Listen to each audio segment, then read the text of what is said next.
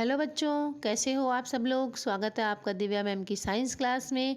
तो बच्चों पाठ 6 के और महत्वपूर्ण प्रश्न लेकर दोबारा से आई हूँ। बच्चों आप लोग वीडियोस देख रहे हो, ये देखकर बहुत खुशी हो रही है और अब तो आप लाइक और कमेंट भी कर रहे हो। तो बच्चों अगला प्रश्न पढ़ती हूँ पाठ 6 का। मानव हृदय की संरचना का सचित्र समझाइए।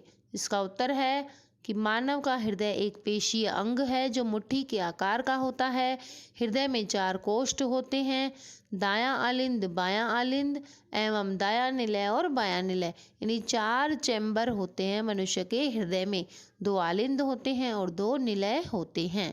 और आलिंद और निलय के बीच में वाल्व लगे होते हैं, जो कि आप चित्र देखोगे तो आपको समझ में आएंगे।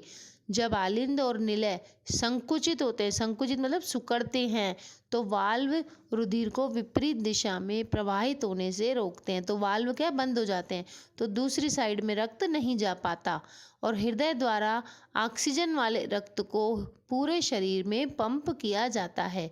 तो ये है हृदय का चित्र बच्चों।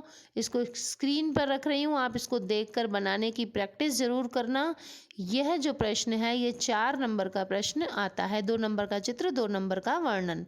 तो इसको आप अच्छी तरह से चित्र को याद कर लेना। प्रश्न नंबर 64 है। बीच बीच में मैं प्रश्न इसलिए नहीं बता रही कि वो ज़्यादा इम्पोर्टेंट नहीं है। मानव में O2 और CO2 परिवहन का विनिमय का व्यवस्थित चित्र बनाइए। या फिर ये प्रश्न ऐसे आ सकता है, मानव में दोहरा परिसंचरण का नामांकित चित्र बनाइए। तो दोहरा परिसंचरण है, उसका जो नामांकित चित्र है, इसका उत्तर दे रखा है स्क्रीन पर। इस चित्र को आप बनाने की प्रैक्टिस करना है। इसमें बीच में जो हृदय है, हृदय से कुछ नीली रेखाएं जा रही हैं और कुछ लाल। तो लाल वाली जो धमनियां हैं उसमें तो शुद्ध रक्त है और नीली वाली जो शिराएं हैं उसमें अशुद्ध रक्त है। तो इस तरह से 2 बार रक्त हृदय से घूम रहा है, इसलिए इसको दोहरा परिसंचरण तंत्र कहते हैं। प्रश्न 65 है, शिरा व धमनी में क्या अंतर है। तो बच्चों जैसा मैंने पहले बता रखा है, अंतर बताना हो तो एक आप बॉक्स बनाइए, उसमें बीच में लाइन करिए, एक तरफ शिरा लिखना है, एक तरफ धमनी। तो शिराएं क्या होती हैं, रुधिर को यानी रक्त को अंगों से हृदय में लाती हैं, जबकि धमनी होती है वो रक्त को हृदय से अंगों तक ले जाती है। शिराओं में अशुद्ध रक्त प्रवाहित होता है, इसका अपवाद होती है सिर्फ फुफ्फुसीय शिरा। यानी शिराएं हैं, इसको याद करने का तरीका है, शिरा माना शुद्ध रक्त, लेकिन हमें याद करना है शिरा माना अशुद्ध रक्त। दूसरा है धमनी, धमनी में तो शुद्ध रक्त प्रवाहित होता है, सिर्फ एक धमनी है फुफ्फुसीय धमनी जिसमें अशुद्ध रक्त प्रवाहित होता है।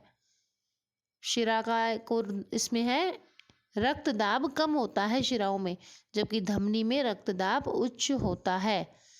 दूसरा अंतर है, इसमें वाल्व नहीं पाए जाते, किसमें, शिराओं में वाल्व नहीं पाए जाते, जबकि धमनी में वाल्व पाए जाते हैं। प्रश्न 66, पादपों में जल तथा भोजन पदार्थों का परिवहन समझाइए। बच्चों इसका उत्तर है कि जल व खनिज लवणों का परिवहन जाइलम द्वारा होता है, जो मृदा यानी मिट्टी से प्राप्त होते हैं। तो बच्चों पेड़ पौधे जो होते हैं, पेड़ पौधों में पानी और भोजन कैसे चलता है, इस बारे में इस प्रश्न में बताना है। तो बच्चों पेड़ों को मिट्टी से भोजन प्राप्त होता है, तो पेड़ों में एक जाइलम उत्तक होता है जो मिट्टी से खनिज लवण खींच देता है। तो इसका उत्तर है जाइलम उत्तक में जड़, तनों और पत्तियों की वाहिनिकाएं और वाहिकाएं आपस में जुड़कर जल संवहन वाहिकाओं का एक सतत जाल बनाती हैं। यानी जाइलम उत्तक जो होता है, इसमें वाहिकाएं भी होती हैं और वाहिनिकाएं होती हैं जो आपस में जुड़ी रहती हैं और एक जाल की तरह जुड़ी रहती हैं, वो कि जिससे मृदा से यानी मिट्टी से जल अनवरत यानी कंटिन्यूअस, मिट्टी से जो पानी है कंटिन्यूली जड़ से होता होता ऊपर की ओर गति करता है। तो मिट्टी से ऊपर पेड़ की ओर कौन पहुंचाता है भोजन को, जाइलम, यानी जल को कौन पहुंचाता है, जाइलम। जबकि भोजन का परिवहन, अब जो पत्तियां भोजन बनाती हैं, तो भोजन का परिवहन किसके द्वारा होता है, फ्लोएम उत्तक द्वारा होता है। ये पहले छोटे प्रश्नों में भी बता चुके हैं। फ्लोएम उत्तक क्या करता है, भोजन का निर्माण कहाँ होता है, पत्तियों में होता है। यहाँ से भोजन का परिवहन फ्लोएम की सह कोशिका की सहायता से चालनी नलिका में ऊपरी मुखी तथा अधोमुखी दोनों दिशाओं में होता है, क्योंकि भोजन तो दोनों दिशाओं में चाहिए, जड़ को भी चाहिए, पत्तियों को भी चाहिए। तो पत्तियों से फ्लोएम उत्तक क्या करता है, भोजन को ऊपर और नीचे सब जगह पहुंचाता है। प्रश्न नंबर 67 है, मानव उत्सर्जन तंत्र का चित्र बनाइए। तो बच्चों इसका ये चित्र है। इस उत्सर्जन तंत्र के चित्र को आप अच्छी तरह से अपनी कॉपी में बना के प्रैक्टिस कर लेना, उनके नाम भी याद कर लेना।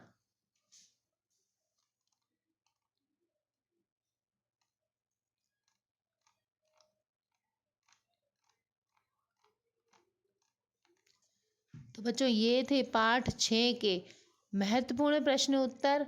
अब अगले पाठ के महत्वपूर्ण प्रश्नों के साथ फिर से मिलूंगी और एक और वीडियो डालूंगी जिसमें आपका टाइम टेबल जो कि बोर्ड का आ चुका है, कब कौन सी परीक्षा है यह बताऊंगी।